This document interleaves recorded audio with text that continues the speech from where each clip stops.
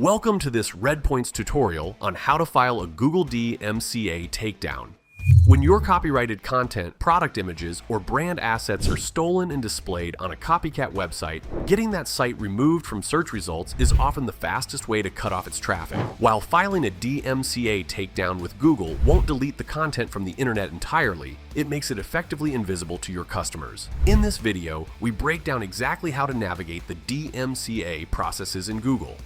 Step 1. Access and identity. Go to the Google DMCA report form. You'll find the link to the form in the description box below. Add your personal information, your name, last name, and the name of your company. Step 2. Select copyright owner.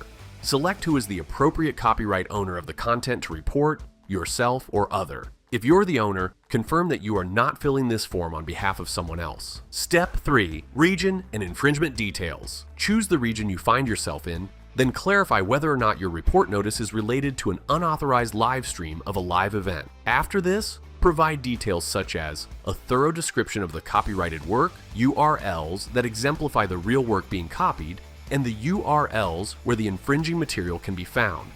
Finally, check the good faith statement, sign with the date and your full name, then submit the form.